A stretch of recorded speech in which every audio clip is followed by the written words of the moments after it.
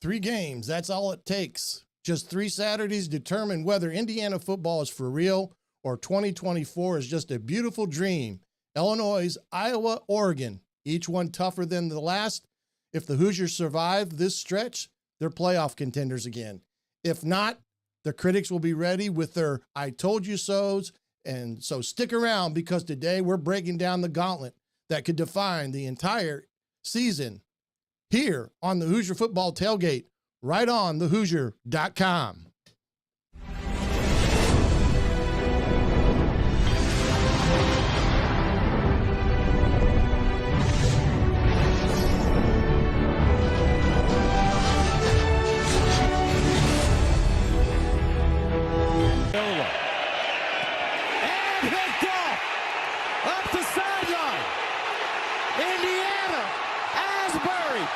Walking them down.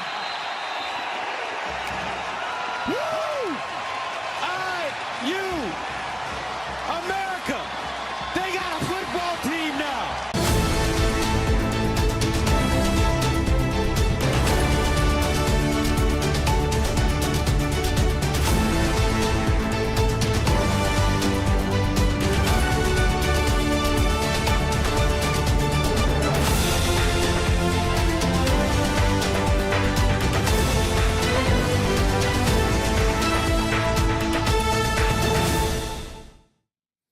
Hello again, everybody. I'm the coach, Shannon Griffith, and welcome to another edition of the Hoosier Football Tailgate, all on thehoosier.com, powered by On3.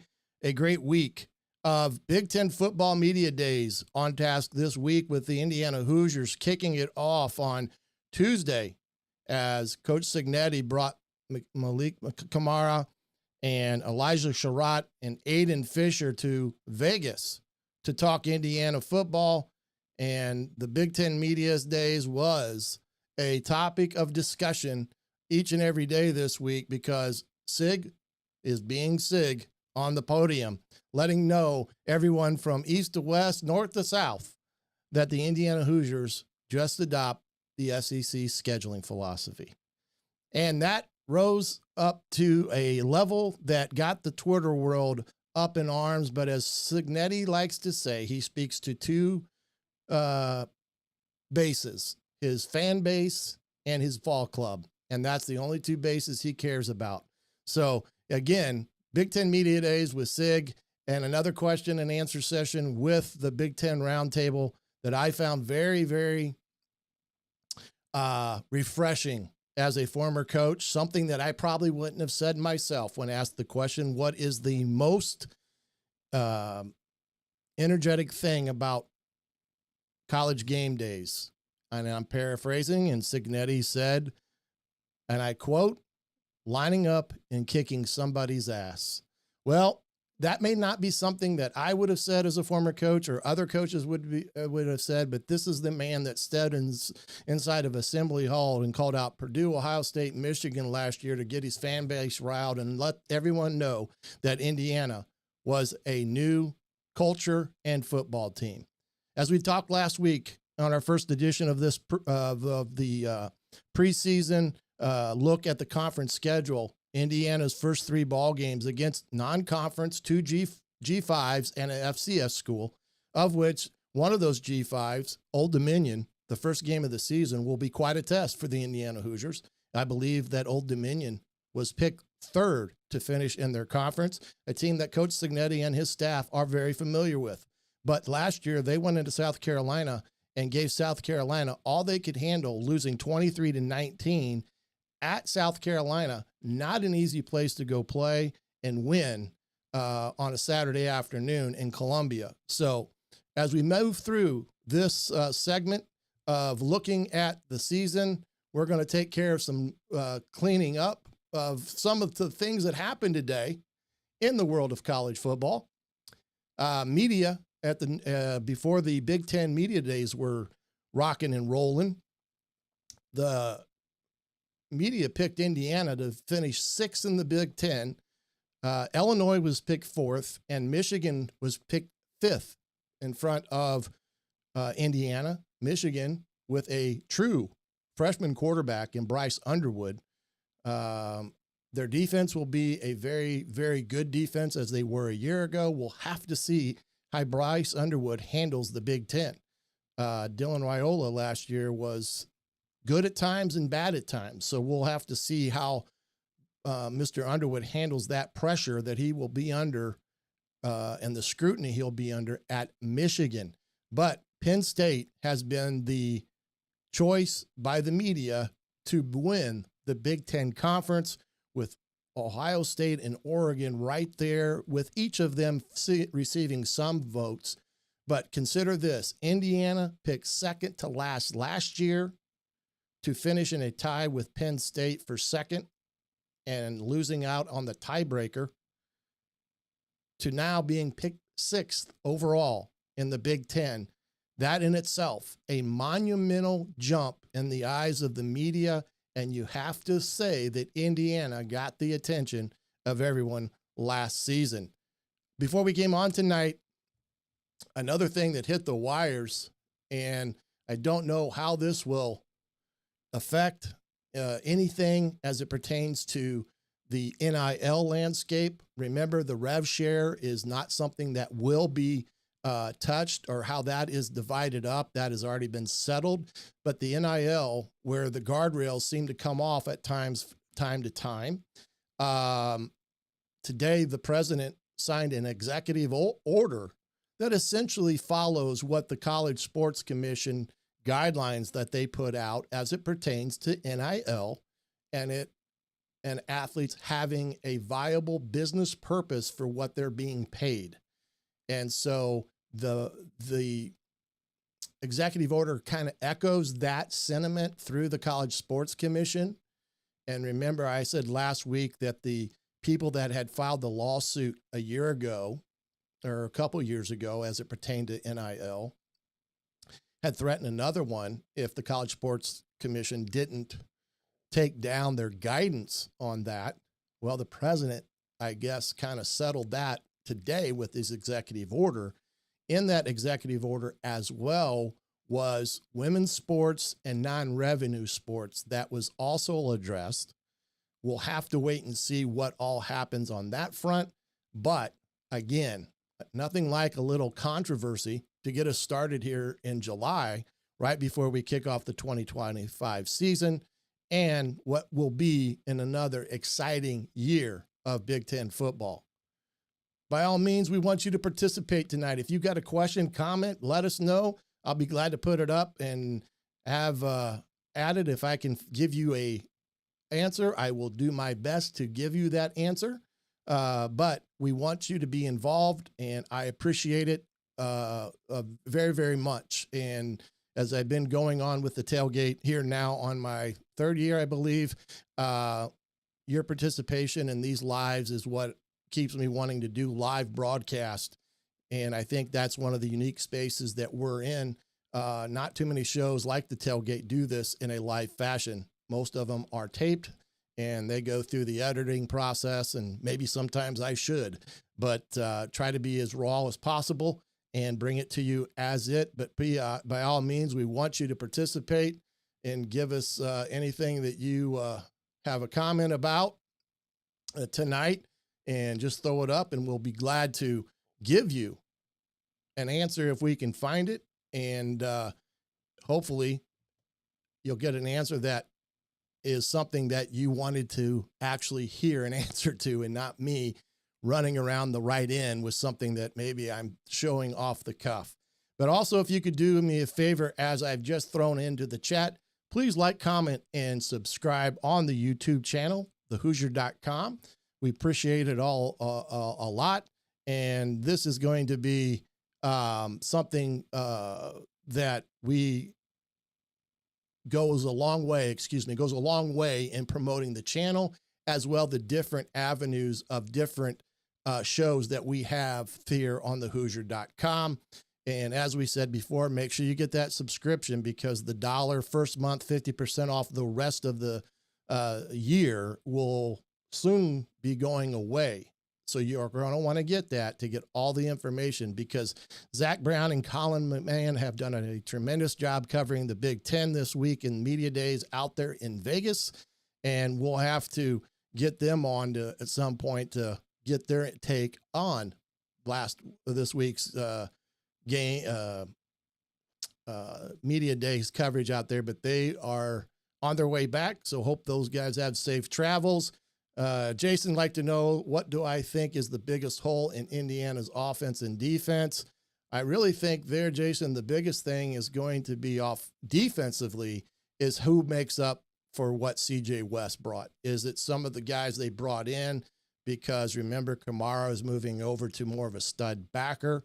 They got the kid from Maryland that's probably going to be in the rotation at the spot that Kamara occupied last year. So it's the defensive line outside of Kamara that will probably be the question mark heading into the season. Do I think they've got those questions answered with what they picked up via the portal? Yes, I do.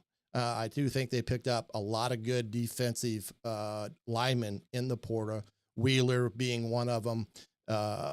Another kid from Kent State, and his name is escaping me right now, but I do think they've got that.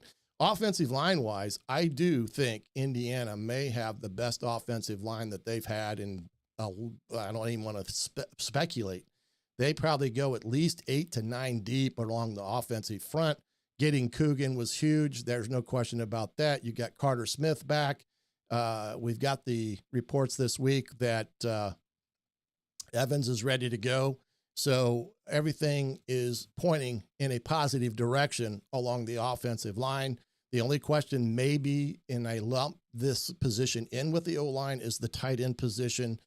Horton is going to be very difficult to replace. So we'll have to see how that develops as the year goes on, and we'll get a really good sense there in that first 3 weeks. As I've said, Old Dominion will be a tough task for Indiana week 1. And what they can do, as they went to South Carolina a year ago and lost 23-19. So in a game that I think they actually led at one point. So we'll have to wait and see on some of that as we go through it all with things like that. And then tonight, what we're going to do is look at the 3 games that I think will ultimately define Indiana's season, as well as CFP hopes, and that is the 3-game gauntlet of Illinois at home, at Iowa, and then all the way at Oregon. Those 3 games will have a huge bearing on this 2025 season. And of course, the Nittany Lions' large loom in November, if they get by those 3 gauntlets of games and can go into Happy Valley with maybe 1 loss, their chances of getting back in the college football playoffs are probably quite good. But we're going to talk about that here in a second and kind of get things rolling with that as we try to get this 2025 season on the roll as we get going here, as the team will be reporting here in another week. I believe next Wednesday is when they will report. We got the NFL full speed ahead with all the training camp and things of that nature already happening. And next is the Big Ten as they get all started, and the rest of college football gets started next week. And then, of course, high school football here in the state of Indiana gets rolling then a couple weeks later. So we are on the cusp of everything about the summer we love, the start of college football. And we're going to look at these 3 games here in a moment as we get rolling through tonight's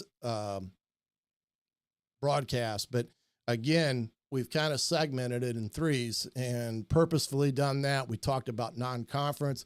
Again, I don't want to belabor a point that Cignetti makes and all the criticism that is happening with the SEC and SIG and what he said and how he referenced it.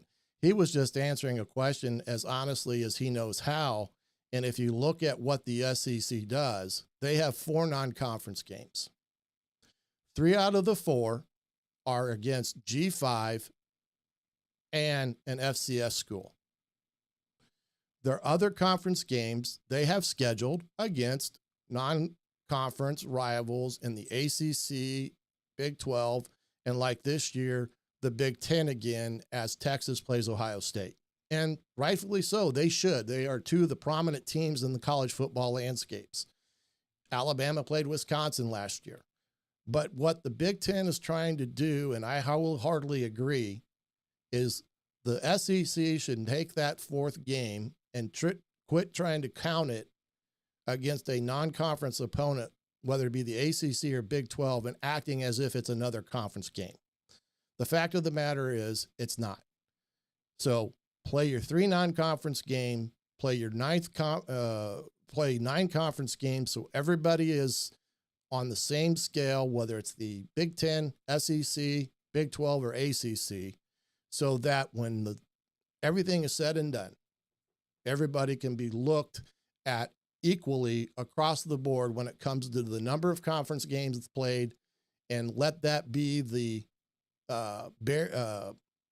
measuring stick of each and every team in those conferences.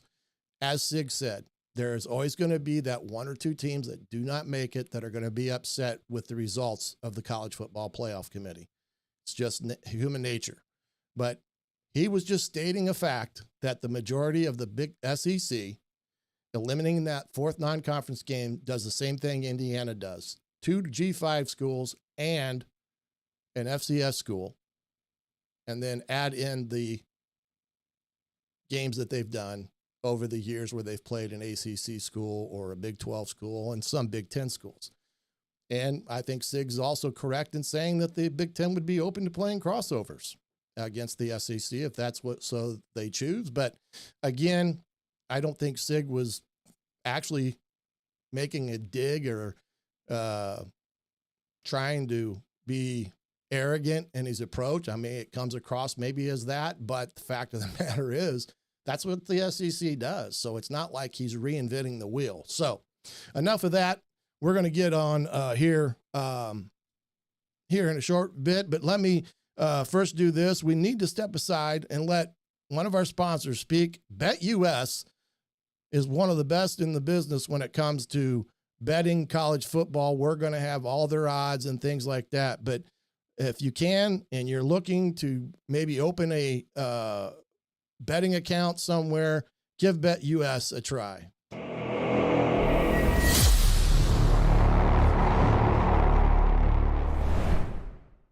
Hoosier Football Tailgate is sponsored by BetUS.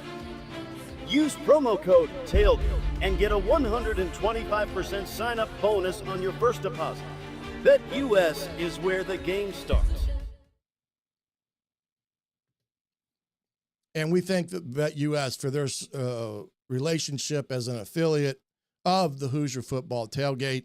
As again, anytime that anybody would open an account with BetUS, we do receive a little bit of a commission for that, or any of the other affiliates that you may choose to purchase something from. And if you do, it's a big thank you from us here at the Tailgate. And you can find some of those affiliates on the YouTube page or my Twitter page, because we have a link tree there that you can look and see what the affiliates that we work with, and be probably adding some new ones as we go ahead here in 2025. Once again, if you're joining us late, by all means, put any questions you may have into the box, and we'll try to answer it as much as we humanly can as we're going through here and get this thing on the road. But I want to start in with this 2025 season look as we get going here with everything. And it's one of those things that it's going to be a 3-game gauntlet. And last season's impossible start and the fact that it happened right here in the Big Ten, for those of us who bleed crimson and cream, it was everything. A team long known as a basketball school, a perennial afterthought on the gridiron, did the unthinkable. The Indiana Hoosiers, a program whose history was more known and defined by hope than hardware, crashed the college football playoff party last season, the Hoosiers didn't just knock the door. They kicked it in, finishing a Cinderella season with an 11-win season, something that hadn't been done since the Johnson administration. That event sent shockwaves through the entire sport. It was Indiana's Cinderella story, a magical, unbelievable run that captivated the nation. For one glorious autumn, Bloomington, Indiana was the center of the college.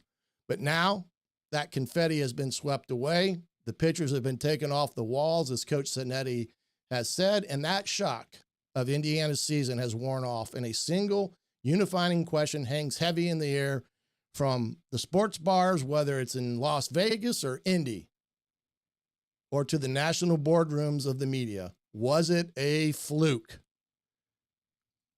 Was the 2024 season a fluke, as many in the college football world claim, write, tweet, all those things? And that's the thing that Indiana is going to have to understand, that that is the question that will define the 25 season for the Indiana Hoosiers. It's the ghost we have to chase, the narrative that have to rewrite. The entire college football world is watching and wanting to see if the glass slipper still fits, or if midnight is officially struck, and the answer won't be found over a full 12-game season. No, this year, the entire destiny of and their claim to legitimacy will be forged or broken in a brutal 3-game gauntlet. A Big Ten opener at home against Illinois, a team dreaming of its own playoff berth, a Cinderella story, 10-win season a year ago, and also after that, a trip to the black and gold of Kinnick Stadium. Kurt Ferentz-led Iowa Hawkeyes to face a notoriously tough Iowa team, and then a cross-country flight for a showdown with a true national powerhouse, the Oregon Ducks. 3 games, 3 titanic struggles. This stretch will either solidify Indiana's place among college football's new elite or expose their magical 24 run as nothing more than a beautiful, fleeting mirage. So let's break it down. Let's exactly know how this 3-game gauntlet will make or break the Indiana Hoosiers' playoff dreams. And we're going to start that here in a second. But before we dissect the brutal road ahead, we have to understand that the miracle was, how did Indiana team that had been watching bowl seasons from the home from the last 3 years suddenly find itself standing shoulder to shoulder with the giants of the sport? In 2 words, Coach Signetti. In his first year, Coach Signetti engineered one of the most stunning turnarounds in modern-day football history. He inherited a program with a losing culture and immediately changed how everyone thought, from the players to the fans. He's an old ball coach, a throwback to a time discipline, accountability, and toughness were the only currencies that mattered. His philosophy, very simple.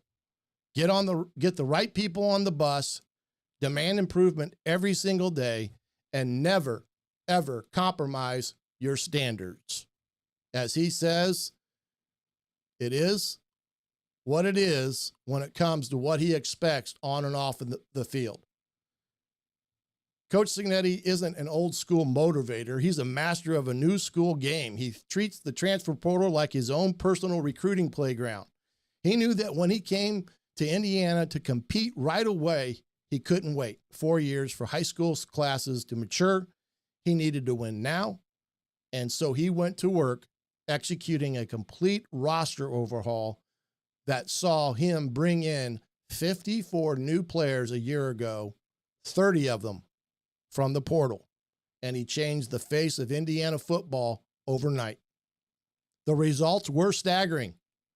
The Hoosier offense, fired up by Signetti's aggressive playbook, came alive, shattering school records and hanging 40-point games on opponents with shocking regularity.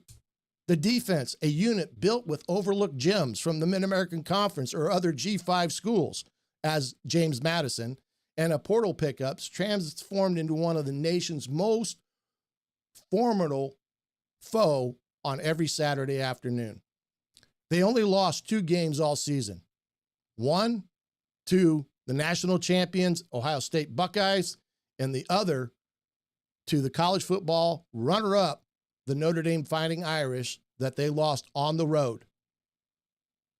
It was by any measure the greatest season in the history of Indiana football, full stop. But greatness always brings scrutiny, and the architects of that miracle season are largely gone. Curtis Rourke is off to the NFL, and no one knew, including his teammates, that he had a torn ACL when the season was over. Nobody. That shows you his guts, and not a guy like NFL quarterback Anthony Richardson tapping out. Curtis Rourke did not let anybody know what ailed him for the better part of the 24 season. The team's 2 top running backs are gone. On defense, the veteran defensive tackles like C.J. West, who clogged up the middle and let Kamara come off the edge and feast on quarterbacks, are gone too. In total, Indiana returns only 8 starters from that historic playoff team. This is where the fluke narrative gets its teeth. It's easy for critics to see the massive turnover and predict a hard crash back to earth for the Hoosiers. They see a team that caught lightning in a bottle, and they don't believe it can be caught twice. Cignetti, for his part, is already trying to erase the memory of last season. At Big Ten Media Days, he already has ordered the pictures of himself from College Game Days and Big Noon Kickoff removed and taken down inside the facility, telling his team last year is done. Everything is earned, not given. He knows that sustaining success is infinitely harder than achieving it once. He proved that he could build a contender. Now he has to prove he has built a program. And that process starts with the first true test of 2025. The University of Illinois, led by Brett Bielema, will step into Memorial Stadium on September 20th when the Illinois Fighting Illini come to Bloomington. And this isn't just a Big Ten opener. It's a battle against a mirror image team. Illinois, the team, has many pundits that are picking them to be this year's Indiana, a tough, physical, well-coached squad posed to make its own surprise run at the playoffs. If you look at last year's record, they were 10-3, 6-3 in the Big Ten. Their over-under this year is 8.5. And head coach Brett Bielema is in his 5th season over there in Champaign-Urbana. And you can get a look at their coaching staff as we go through Illinois and what they bring to the table. Their 2 coordinators, Barry Lunney and Aaron Henry, both in their 4th and 5th years respectively. But after their breakthrough 24 season, they mark their best finish in over 2 decades. Illinois is no longer a conference doormat. They are a legitimate contender, and this game is a heavyweight fight to see who really belongs in the Big Ten's upper class. Brett Bielema, Illinois, plays like its coach played in his Big Ten days, with a big physical and smart presence. They want to own the line of scrimmage on both sides of the ball and just wear you down. And here's the scary part for Illinois. Illinois returns a staggering number of starters, 16 to be exact. So this is a veteran ball club.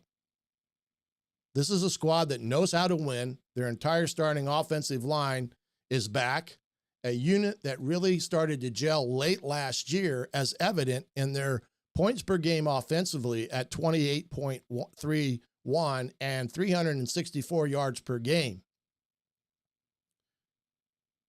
They're there to protect their 3rd-year starting quarterback, Luke Altmyer, and clear the path for a deep running back room led by a healthy Caden Fegan. This offensive unit is built to control the clock and punish you. Defensively, Illinois is anchored by a legitimate stars. Outside linebacker Gabe Jacas is one of the best pass rushers in the conference, coming off an 8-sack season. And the secondary is deep and talented, giving up only 373 yards a year ago on defense and only 21.69 points per game last season. The secondary featuring 2 all Big Ten caliber safeties in Xavier Scott and Miles Scott. It's a team built from the inside out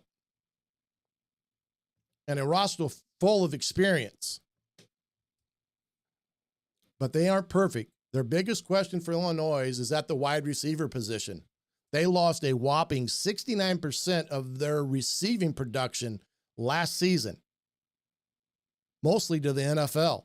They're counting on transfers like Hudson Clement from West Virginia to step in immediately to be that lack of proven top-end talent out at wide receiver is a potential weakness. Their defensive line is also retooling after some key losses, even with a boost from some Wisconsin transfers. For Indiana, this game is an absolute must-win at home. It's the conference opener against a team Indiana is directly competing with. A loss here would be a devastating blow to Indiana's playoff chances, and that narrative that Indiana built something sustainable. So what's the key for the Hoosiers? What is the key for Indiana when they look to play the Illini this season? And we're going to talk about that because it absolutely starts with Indiana having an offensive team that is going to be led by Fernando Mendoza, the Cal transfer, threw for over 3,000 yards last year behind a notoriously bad offensive line. Now he's an explosive throwing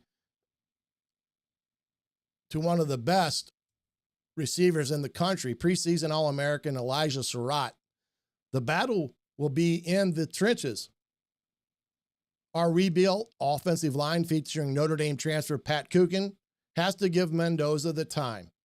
If they can protect him, Mendoza and Surratt have the talent to go after the Illinois secondary.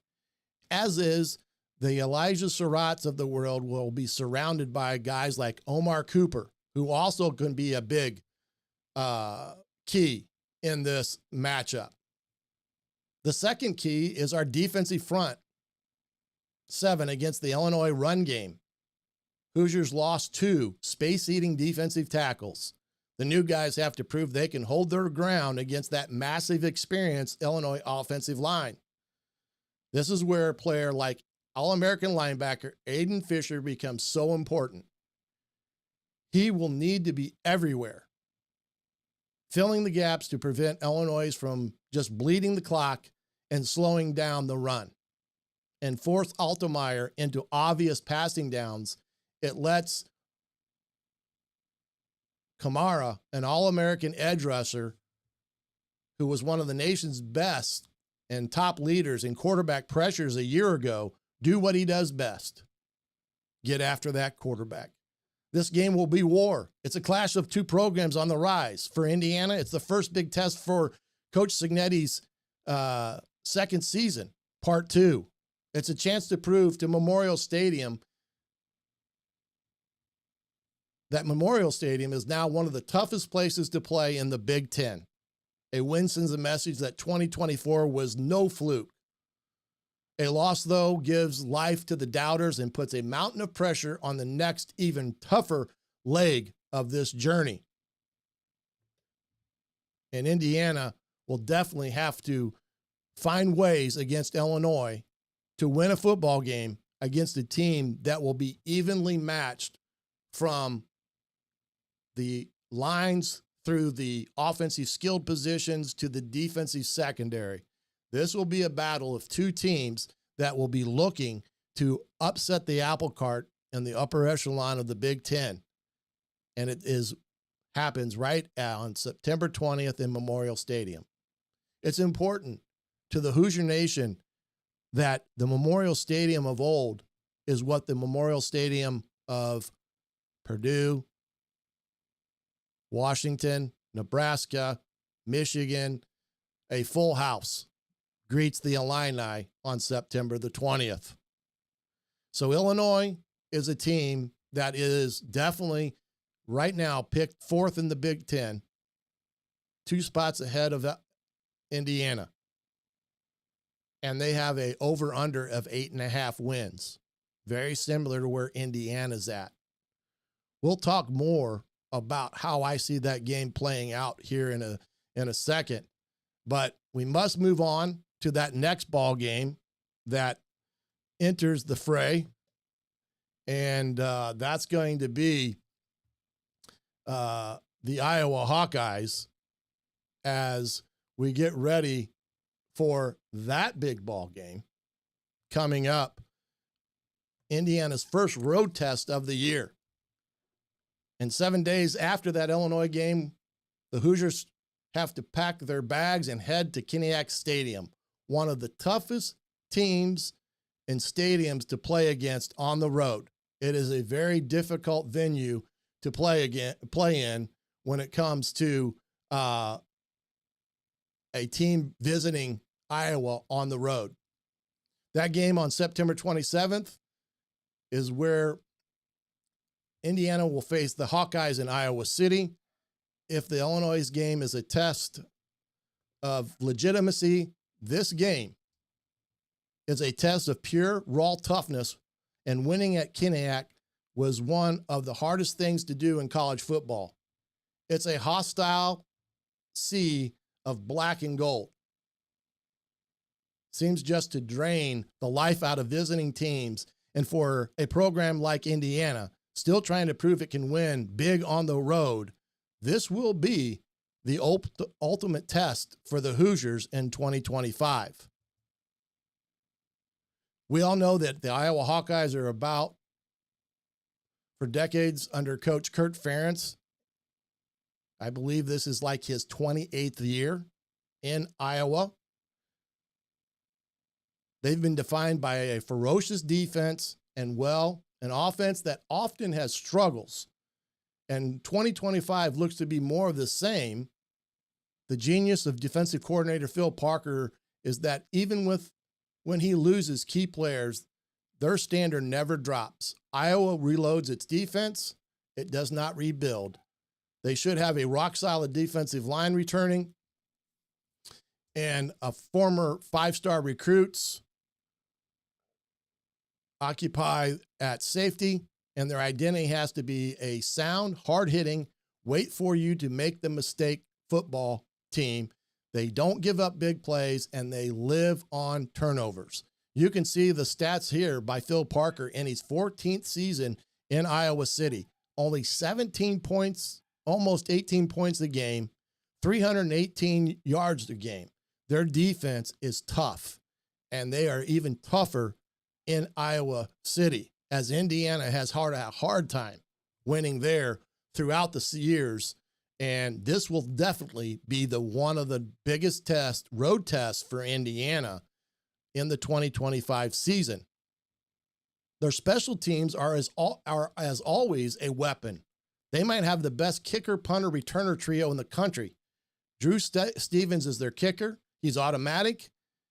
And their punter, Dakin, is the master of flipping the field, pinning 29 of his punts inside the 20-yard line last year. Against Iowa, you're fighting for every single yard. The question, as it's always in Iowa City, is about the offense. The Hawkeyes have brought in Mark Gronowski, a transfer from South Dakota State, where he's won 2 national titles at the FC level with South Dakota State.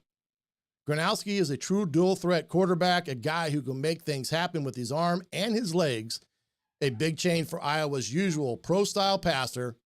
They have to replace their all-Big Ten running back, but have a promising duo ready to step up behind the line, and that returns 3 starters, including all-Big Ten center Logan Jones.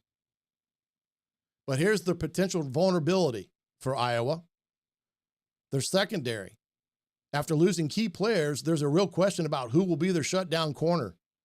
They were exposed through the air at times last year without a proven star out on the field. They could be a gettable for a high-powered passing attack.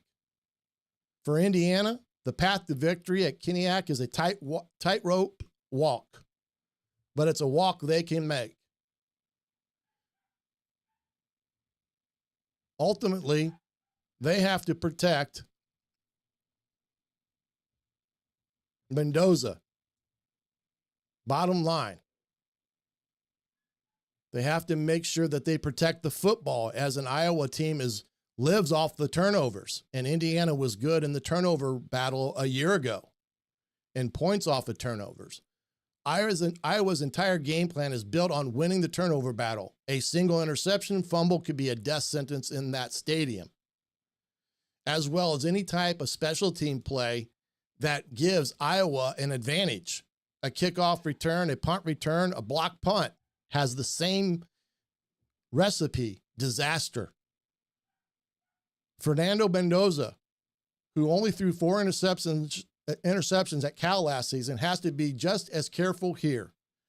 Second, we have to attack the questionable secondary.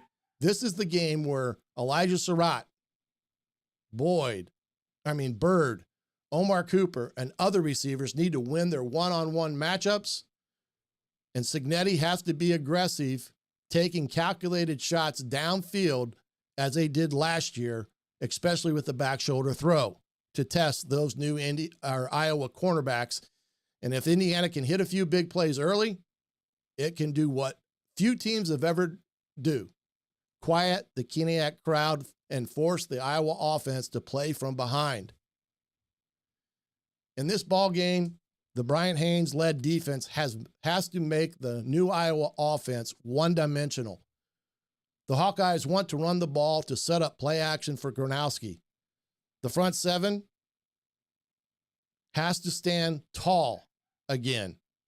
If Indiana can contain the run and force Gronowski into 3rd and long, it puts a massive pressure on a quarterback still adjusting to the speed of the Big Ten defense. And Indiana's own star defensive back, D'Angelo Pons, will be a key in keeping Gronowski from scrambling for big gains. This game is a test of mental strength. Escaping Iowa City with a win will be monumental and a statement win. It's the kind of win that the playoff committee will notice. And that is very, very true when it comes to those type of games and wins for a team like Indiana. You can understand that winning in Iowa City will set up the rest of the schedule, and it will make the committee and all of college football take notice that the Hoosiers, if they win against Illinois and go into Iowa City and beat Iowa, that this team is no fluke. It has every chance of repeating potentially in the college football playoffs. As Derby wants to say, the Indiana Hoosiers will be unlikely to beat any of those 3 teams. Well, that's one way to look at it. There's no question that in college football, anything and everything can happen on any given Saturday, especially in the Big Ten. As we see every year, there are countless times where teams have gone into games as the favorite and a lock to win, only to come out with a shocking defeat because they lost the turnover battle, gave up big plays, and didn't do enough offensively to warrant a win. Now, we've broken down the Big Ten slugfest against Illinois and Iowa, and I'm going to give you my take on what it will be against those teams in terms of who wins and who loses. Those are 2 massive games. But before we get to the national powerhouse waiting for us in Oregon, I want to hear from you. Based on what you've heard so far, how do you see these two game stretch playing out? Can Indiana defend home turf against Illinois? Can they go to Kinnick Stadium and pull off an upset in Iowa City? Drop your predictions in the comments below. And like I said earlier, do me a favor, hit the like button and subscribe. It helps a ton. And now we're going to talk about the game that could change everything for the 2025 season. And Derby, I appreciate you stating what you stated. And while you feel Indiana may not win any of those 3 games, and the third one we're going to talk about here, certainly I value your opinion, and I thank you for watching the Hoosier Tailgate. October 11th is the trip out to Eugene. Indiana had faced Illinois and Iowa, and now they get the luxury of heading out to Oregon, a beautiful state, Aztec Stadium, and to meet the Dan Lanning-led Oregon Ducks. And John would like to say, get used to saying Indiana by 2 touchdowns. Now, I like it. I like it, John. That's good. I like that. I like you guys throwing in it. Blair, I thank you, partner. And if you hit the like and subscribe button and share and bring a friend with you next time, I appreciate it as well. But I appreciate you guys being here this evening. So let's get rolling on here with the Oregon Ducks. This is just not another game. This is a primetime national TV event with huge college football playoff implications, especially if Indiana goes into Oregon 2-0 over the previous 2 games against Illinois and Iowa. Illinois will be a test of legitimacy. Iowa will be a test of toughness. Oregon will be a test of pure talent. This game that determines if Indiana is just a good Big Ten team or a true Big Ten Conference contender and a repeat college football playoff team. Can you imagine what a win in Oregon would do? It would be one of the biggest regular season victories in program history, period. And they haven't beaten a team like Oregon since they upset Penn State in Bloomington during the COVID games.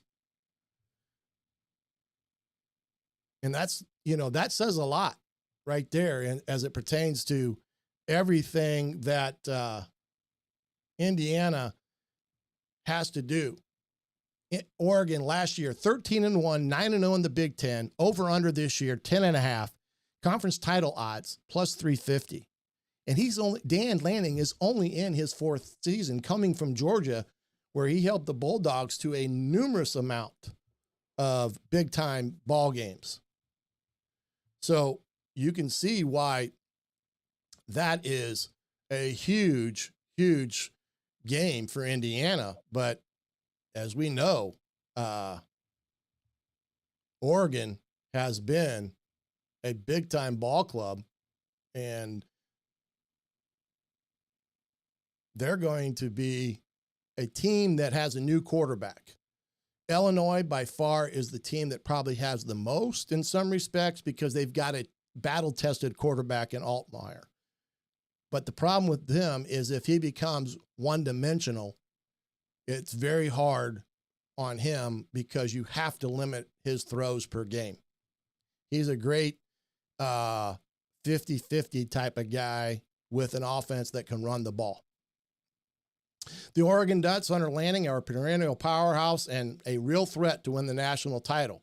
They're coming off a monster first season in the Big Ten that saw them win the Big Ten Conference Championship. And right now, they enter the 2025 season as a consensus top 5 team, with some polls even pegging them as the favorite to win the conference again. This program is one that doesn't rebuild. It reloads. And that is a very, very true statement. Yeah, I can see that as well. And then Chris had a comment here too, and try to get that in.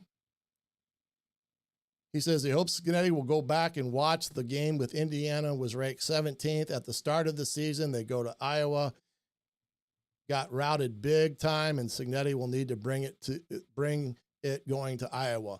And I'm sure you referenced the Tom Allen era, and you're correct. They went out there and got throttled in that ball game. It wasn't a very pretty sight to see when it came down to it with with Iowa in Iowa City that year.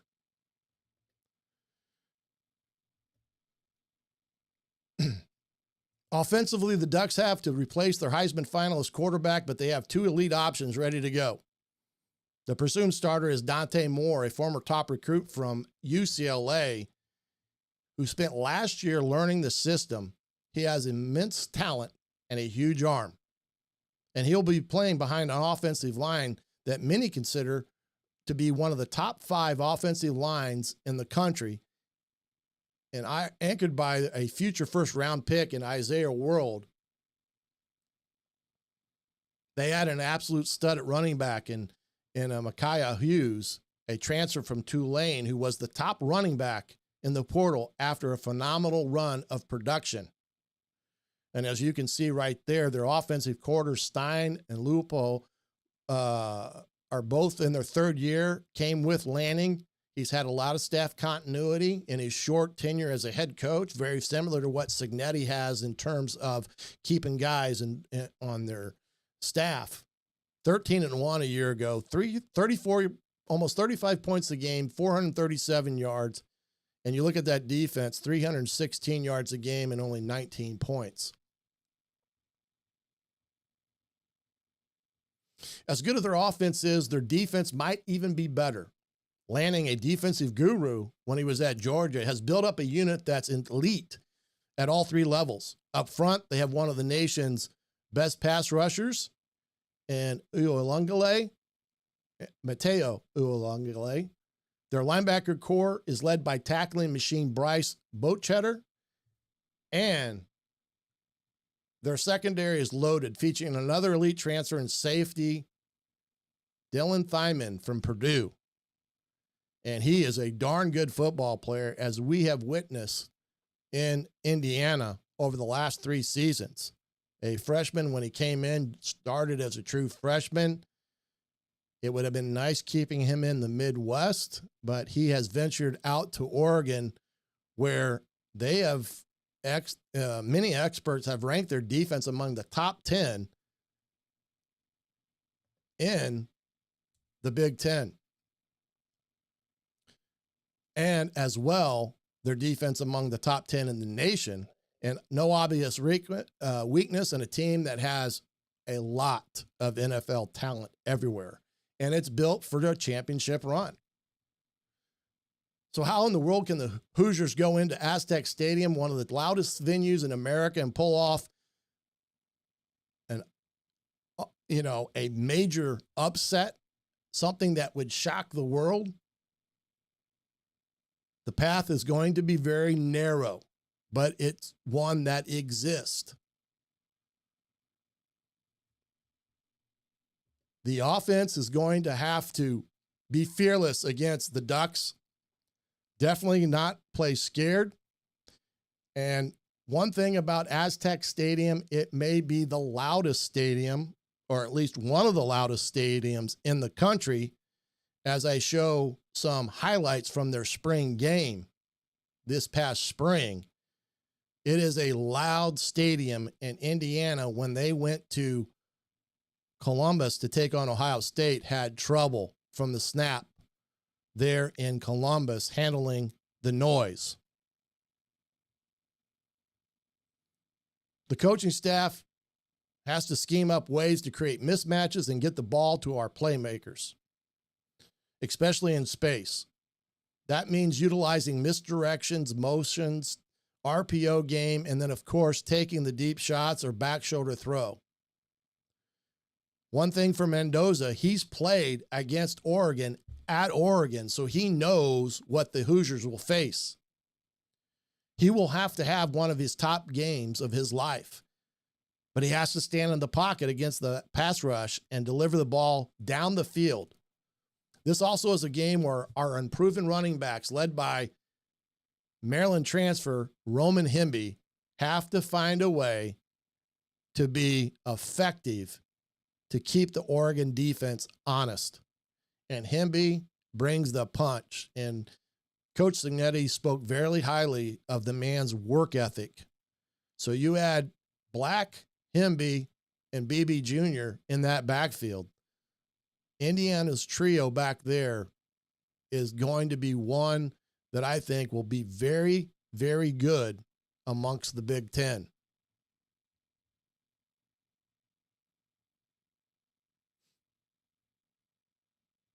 And John says, I bet Sig won't use that silent count. I doubt he will either, John. I think he kind of let that be known that he won't be doing that anymore.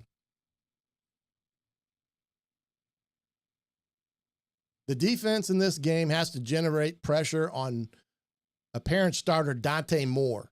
He has an incredible talent, but he is still a young quarterback who hasn't played a ton of meaningful snaps in this offense as he's thrown here on the highlights. If the Hoosiers can get constant pressure with their front four, led by Kamara, without having to bring a blitz all the time, they could force him in mistakes and end a 3rd and longs. The third and maybe the most important key is to survive Oregon's opening punch. They are known for their fast starts at home. The first quarter at Oregon can be an avalanche of noise and points that buries teams, a la Ohio State. Indiana has to survive it. They have to get a few first downs or even get a stop on defense. And at Ohio State a year ago, they actually took their opening drive and went down and put 7 points on the board. They have to prove to themselves and the crowd that they won't be intimidated. Indiana has to keep the game close into the second half, where the pressure will start to shift and the idea of a massive upset starts to feel real. Had Indiana last year against Ohio State held their poise, especially in that second quarter, they probably are tied or just down a field goal in that game against Ohio State, and everything changes in the second half. Winning in Eugene is a big task. But for Indiana, this game is a golden opportunity. A loss is what most of the country expects, but a win changes everything. It validates everything in the 2024 season completely. It rockets us and the Hoosiers in the rankings and gives them a signature opportunity to change the face of college football's landscape. It also will be impossible for the playoff committee to ignore a win, not only in Iowa City, but if the future opportunity that Eugene, Oregon presents to Indiana, the playoff committee will not be able to ignore a win there. It would announce that the Hoosiers are just not here, they're here to stay. So there's the first 3 games of this Big Ten schedule. And in just a second, I'm going to talk about what I feel are the keys for them winning games against Illinois, Iowa, and Oregon. Because that ultimately is what these 3 games come down to, in my opinion. And this is going to be something that, as a evaluator, as a former coach who's coached in environments that Indiana is going to go play against, like I coached in against Clemson and Death Valley and the Rock. I've coached in the Swamp against Steve Spurrier when he was at Florida. Coached against Lou Holtz when he was at South Carolina. Those are these games that are the games that Indiana has to expect to win. No more wishing or hoping to win. These 3 games are definitely what I call a very big gauntlet of games and 3 huge challenges to kick off the Big Ten season. Now, a year ago with Nebraska and Washington coming in, everybody thought those 2 were going to be tough ball games. You had the former national runner-up and the former national champion in Michigan on the schedule, not to forget about Ohio State's legacy.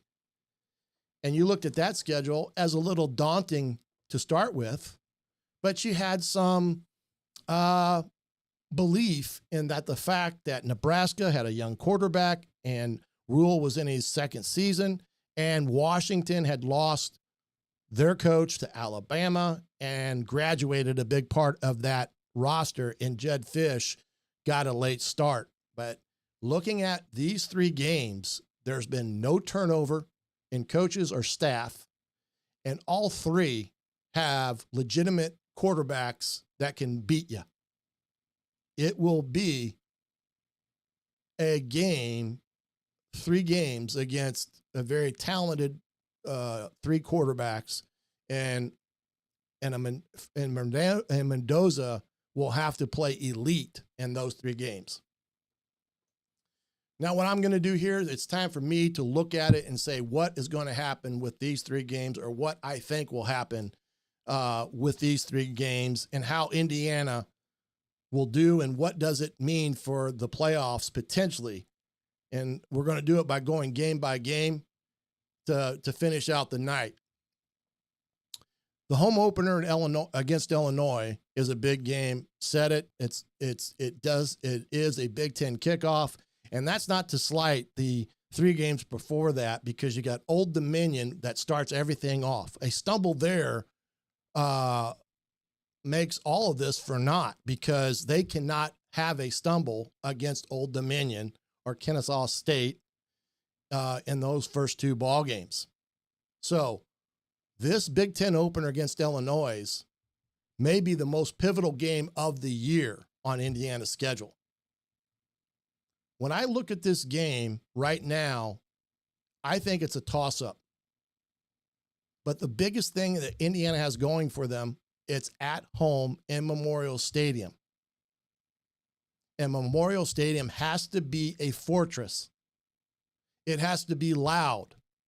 And there has to be no seats available for Illinois faithful to purchase beyond their allotment. That has happened many times in Indiana Stadium when they've taken on Big Ten opponents.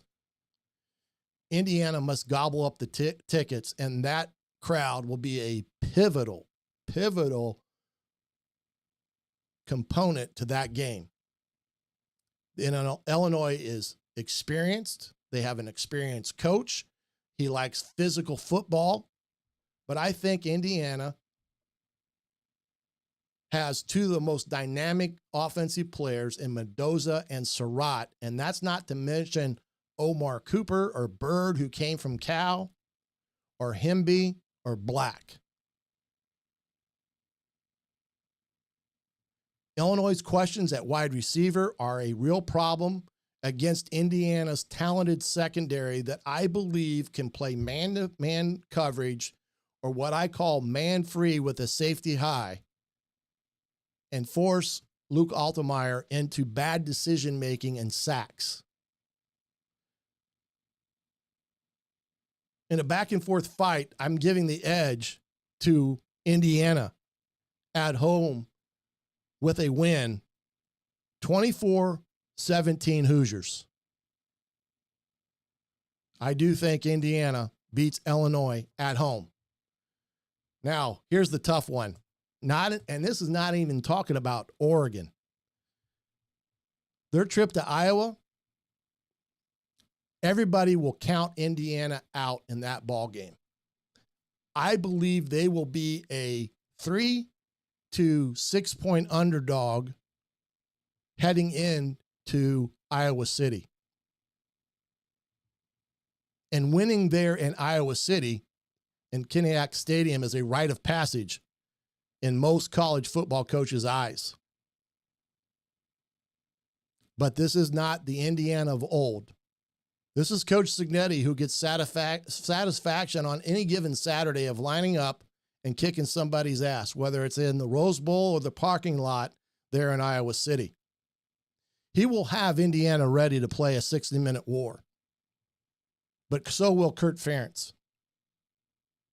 And I know Tim Luster, the offensive coordinator, and he is a very good offensive-minded coach and will be a challenge for Bryant Haynes-led defense. But I think the advantage in this game, even though they have a talented quarterback themselves, will be the passing game. Iowa is still a ground and pound team. Indiana has to exploit Phil Parker's defense with the RPO game and dictate, like they did against Nebraska a year ago, what they will do and impose their will on Iowa's defense. Fernando has to have poise. He has to stand in the pocket. He has to hit the receivers that are open and go through his reads. And when the big play presents itself, he has to make it.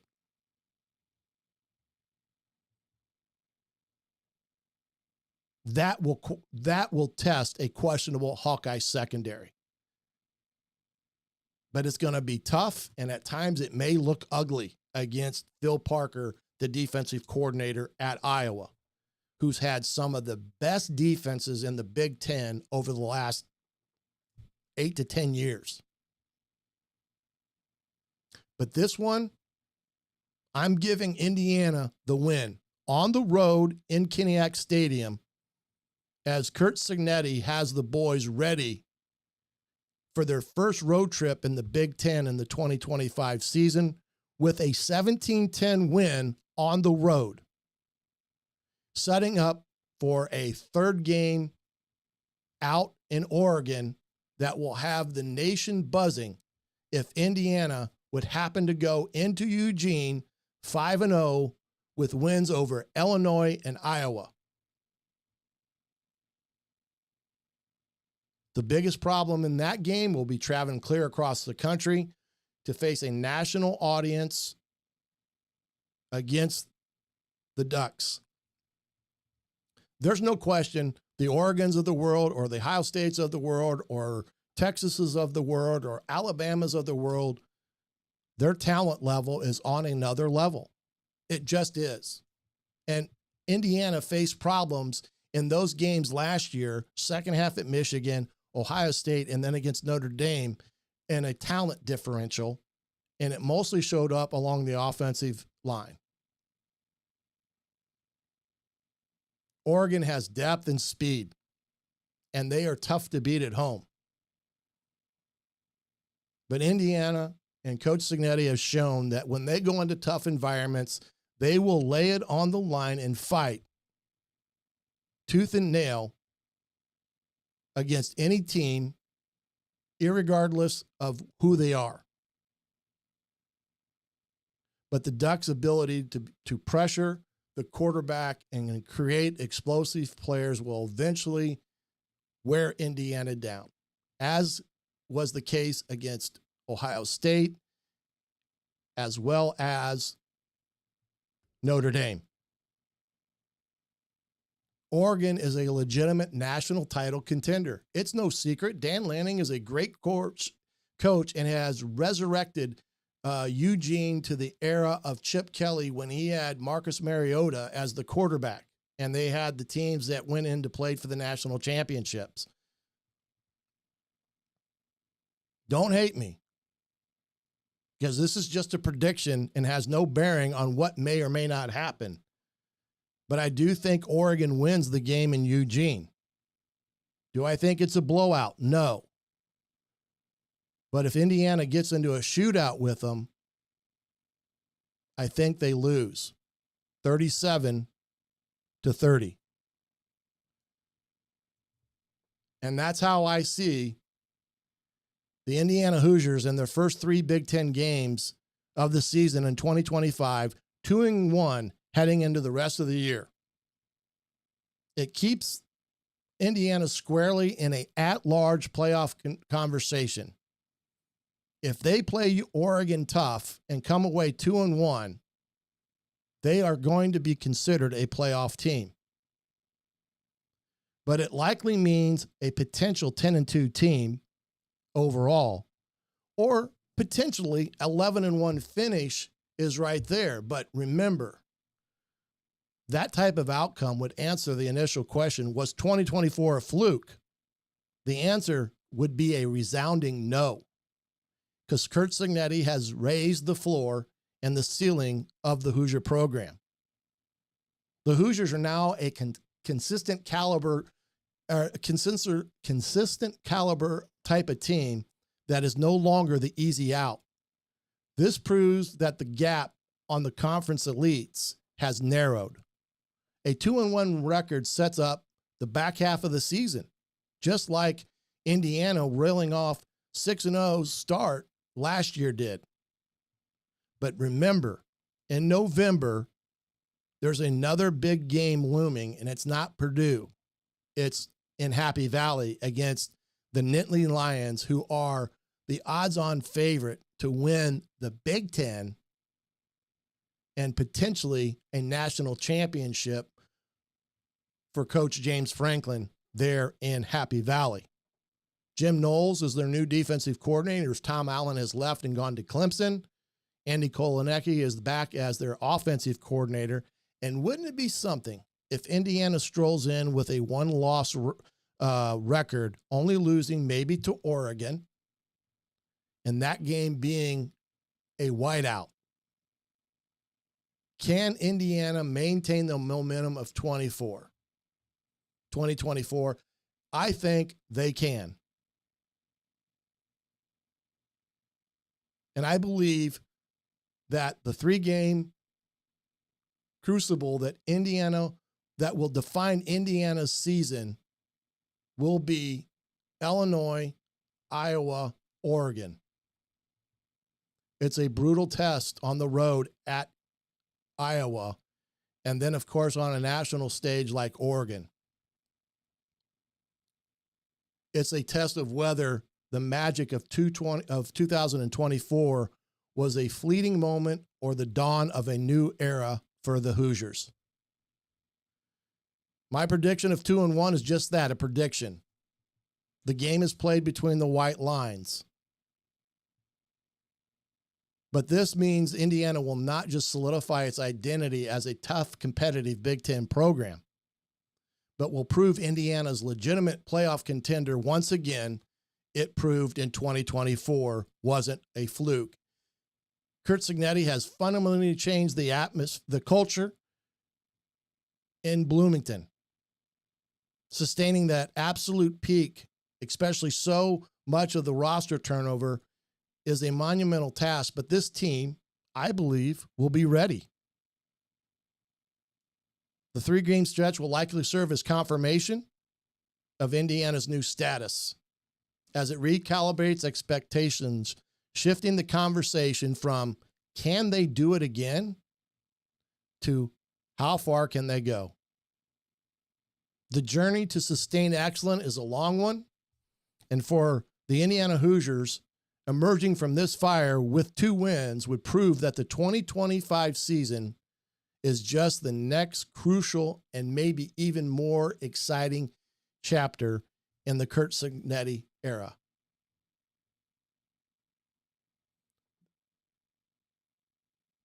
But that's just my take, Hoosier fans. I want to know what you think, and am I being too optimistic at 2-1? Do you see us running the gauntlet and merging with 2 wins or 3? Or do you feel like Derby and think the Hoosiers lose all 3 of them? Will the roster turnover be too much to overcome? Let me know your predictions for this 3-game stretch against Illinois, Iowa, and Oregon down in the comments. I read every single one of them and even will reply. But let me know what your thoughts are on this 3-game stretch. Remember to catch me next week on another edition of the Hoosier Tailgate. We'll take the next 3 games of the schedule and talk in depth about them as well, because we are now beyond the halfway point of the season with 6 games of the 2025 schedule behind us. So join me next Thursday, 7:30, right here on the Hoosier.com's YouTube channel, as well as at Hoosier Tailgate on Twitter or X, as it's said, or you can also pick me up on my YouTube channel, the Hoosier Tailgate. Thanks for joining me tonight. I'm the coach, Shannon Griffith, and you've been watching the Hoosier Tailgate here on thehoosier.com. Everybody have a great evening, and we'll see you next Thursday at 7:30.